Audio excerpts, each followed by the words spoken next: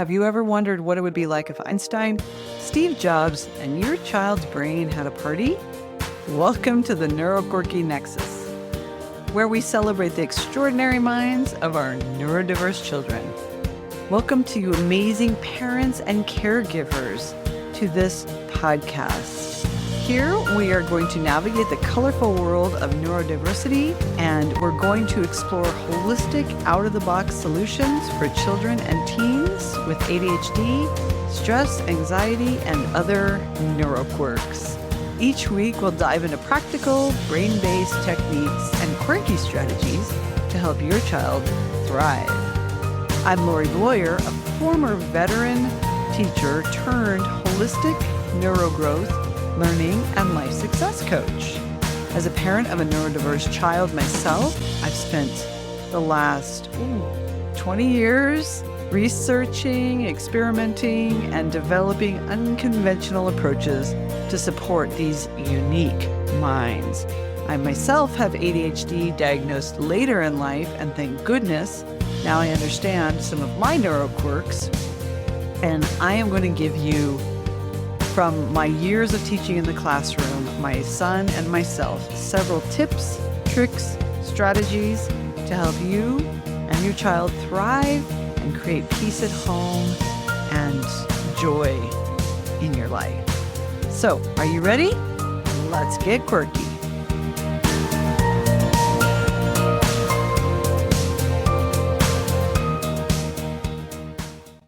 Hello and welcome back to the Neuroquirky Nexus family. I'm so excited you're here. And in this podcast, I hope you know by now, we're almost at 100 downloads. So thank you so much for your support.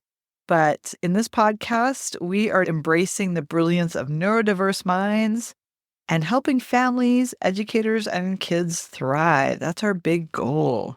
Today, we are doing a part 2 of what we did last week, where we were talking about flipping the script of labels and really relabeling and rethinking how we talk about the labels that our children have.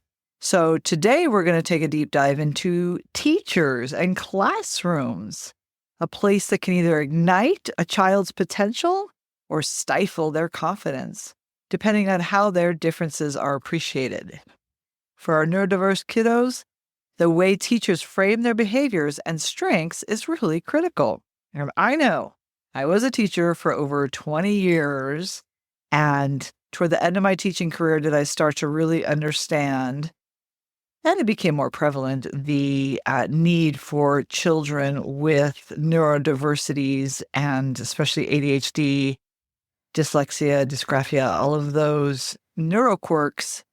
They really need to be taught in a specific way, and I'm here to help with that. So if you're an educator or a parent who wants to share insights with teachers, this episode is packed with tools and strategies to create a strengths-based classroom that empower every learner.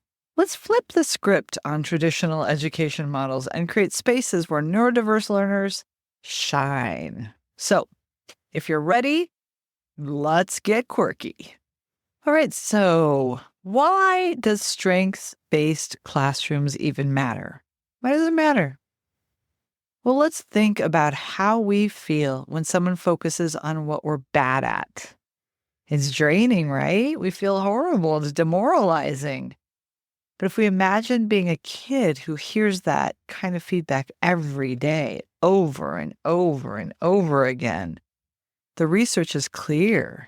When we focus on students' strengths, we help build their confidence, motivation, and ability to tackle challenges. It's not about ignoring difficulties. It's about putting their talents front and center, using those talents to address the challenges. So here's a quick story to illustrate what I'm talking about. A teacher shared with me that she had a student, we'll call him Jack, who couldn't stay seated. It drove her crazy until she reframed it. She started seeing Jack's restlessness as a sign of his need to move to think clearly. She introduced a standing desk and let Jack be the runner for delivering notes around the school. Not only did Jack's engagement skyrocket, but his self-confidence and self-esteem did too. That's the power of strengths-based thinking. It doesn't change the child, it changes the environment around them. And that's why it's so important to see these struggles as something that we can reframe and look at in a beautiful new light. And the confidence of these children will change, and the scary statistics of schools to prison pipeline of these kids just being demoralized and told no, no, no, and either harming themselves or going to prison. We need to stop that with a lot of this reframing, both as parents and as teachers. Okay, let's dive deeper into the art of reframing. So here's what I mean. A child who's distracted is actually showing curiosity. A student who blurts out answers is eager and engaged. A child who's always moving has energy and a need to process information dynamically. Reframing isn't about sugarcoating or ignoring challenges. It's about seeing the flip side of the coin. For example, a child who is highly impulsive might also be highly creative, quick thinking, or adventurous. In the last episode, I challenged parents to try this activity, right? So as teachers too, I'd like you to try. So take one behavior, think of a student, one behavior that frustrates you, and write it down. Now think of that same behavior and how it could be viewed as a strength. For instance, hyperactive, that's one we all like to say, right, as teachers, could become full of energy and ready to take on challenges. Try using this reframe the next time the behavior arises. And here's a little tip I think might help. If you say the reframe out loud to the child, something such as, I notice you have so much energy, and that's going to make you a great leader one day. It's amazing how those words can plant seeds of confidence. We do really want these children to be hearing more positive than negative.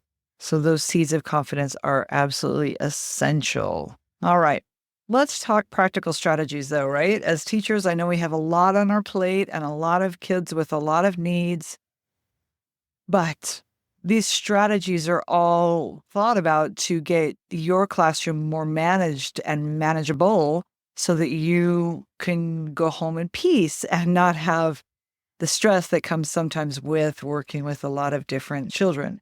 So I really hope these strategies will help you make your classroom more manageable and more peaceful instead of feeling like extra work. So how do we put this into action, right? Here are some strategies that make strength-based thinking a classroom norm. Try flexible roles. You could assign roles that let students shine. Obviously, this would need to be age appropriate, right? You need to think about your different ages. I'm kind of talking in general here, but if teachers, you'd like me to go into more specifics for the different age groups, I'm happy to do that. But in general, assign roles that let students shine. For example, if you have a student who struggles to stay seated, let them be in charge of tasks that require movement, like handing out materials or leading activities. Or one of my favorites when I was teaching, bring the heavy book to the office and then have them come back with a note, right? So that heavy work as well. And of course, always the positive language, huge. Please try your best to replace phrases like stop being disruptive or why are you so hyper or stop wiggling so much. Right? Try to replace those with I see you have some great ideas. Let's find a way to share them and really try to work with the child on how to not get them to be so disruptive in this case. This working with the child one-on-one, just a few minutes to come up with a solution. This small shift can change how a child feels about themselves in the classroom, feels about how they feel in the moment, And like I said, all of these should hopefully help your classroom management and dynamics go much smoother. So movement-friendly learning is the next idea I have. Incorporating activities that allow movement, like brain breaks or standing desks. I literally am standing at my desk right now because sometimes you need that. One teacher shared with me how letting students use resistance bands, which I am such in favor of. I really believe in chair bands. They are amazing. And so I've heard from many, many, many teachers how it helps with fidgeting, improves their focus, improves with that hyper kid running around the classroom.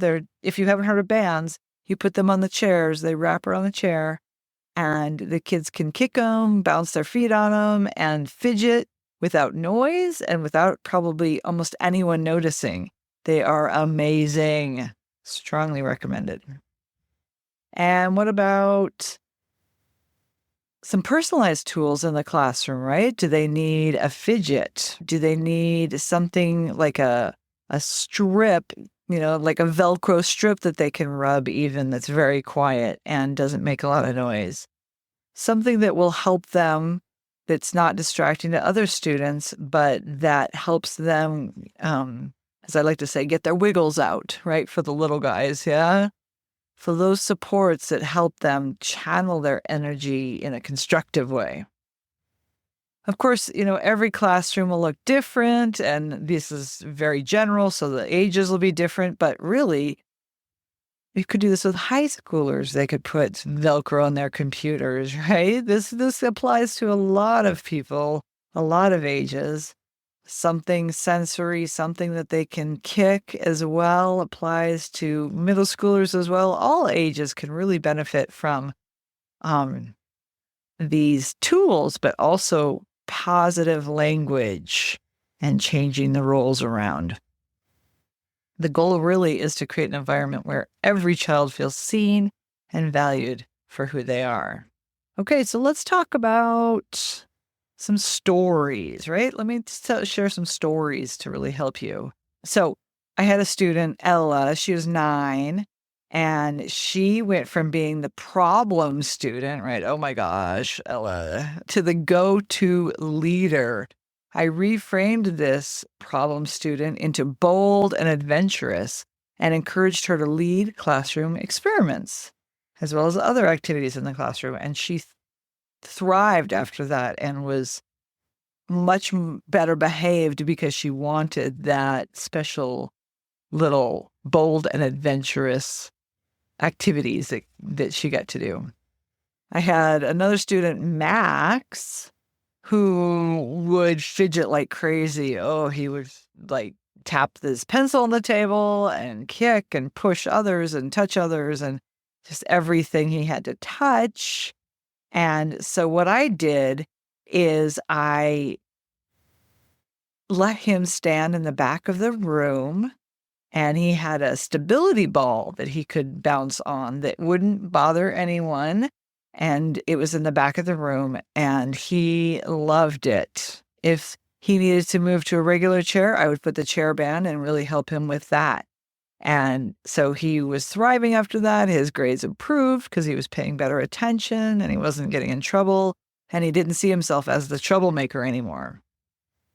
So hopefully those students remind us that when we change the lens, the view changes, right? Both the kids' view of us and our view of them, and everyone is it's just a win-win. Everyone is happy.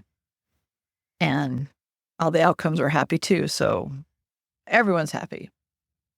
All right. So, how can we build this strength-based culture as we're going into break? I know things are crazy right now.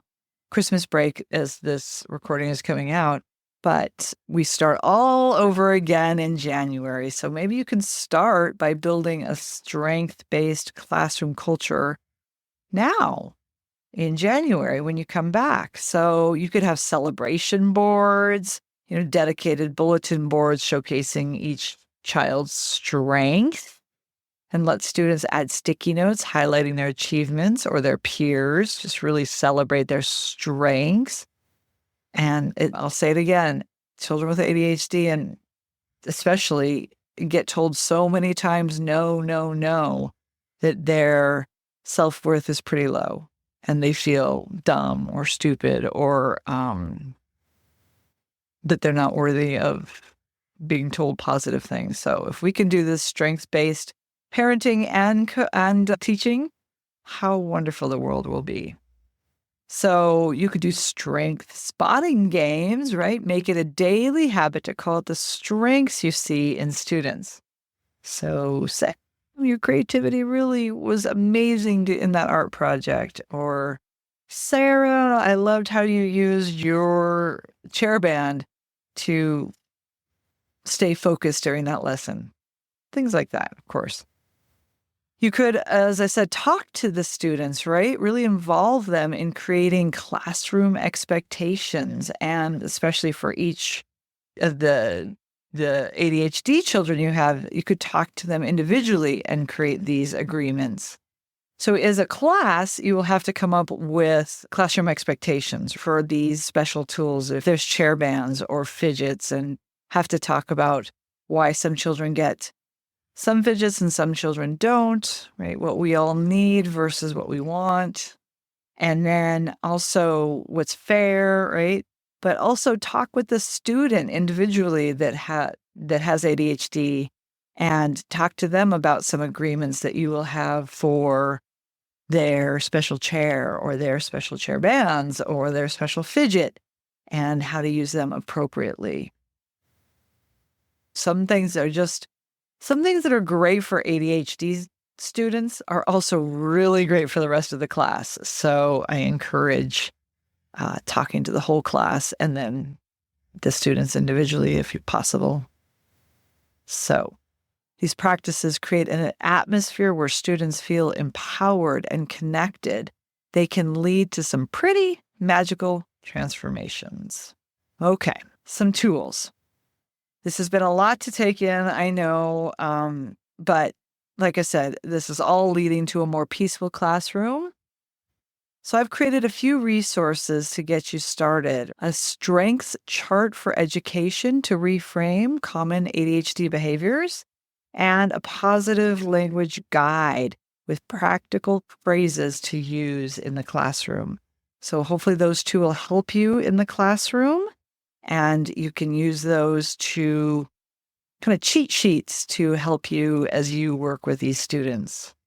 And I will put the links below in the show notes, and I hope they really help you. I hope they will help you make strengths-based teaching and thinking a natural part of your teaching and of your classroom culture. So here's your challenge for the week. Pick one behavior. I always like to end with a challenge, as you guys know. All of you, hopefully parents are doing this, as I challenged you last week. Pick one behavior you find challenging in your classroom. Reframe it as a strength and try one of the strategies we talked about earlier. And if you'd like to, share your experience with me on the social media Neuroquirky Nexus hashtag. And I'd love to celebrate your wins and hear how it's working for you. Next week, we're going to dive into the partnership between parents and educators to create a truly inclusive support systems for neurodiverse kids. So it's going to be packed with lots of insights, I hope, and I don't want you to miss it. So please come back.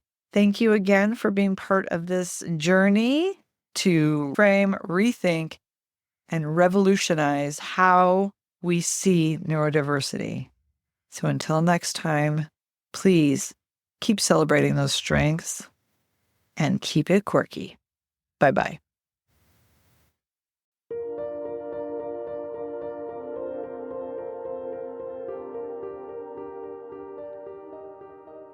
Thank you for listening to Neuroquirky Nexus. We are so glad you took the time to join us today. I know time is precious, and we are so glad you're here. I hope you got a lot out of this episode.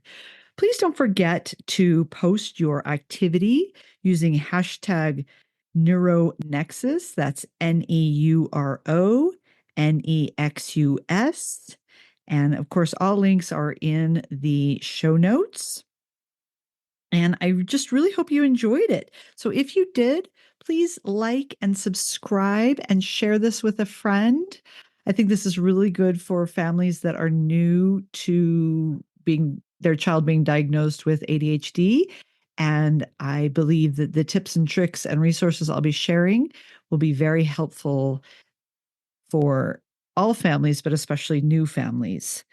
And finally, I am creating a workshop coming up to help families with ADHD finding and using a holistic, natural approach in support of a book chapter that I'm writing and articles and magazines that are coming out. But my workshop, I'm so excited about because I can work with you all one on one. If you have any suggestions, I'd love to hear from you. Thank you again. And remember, let's keep it quirky. See you next time.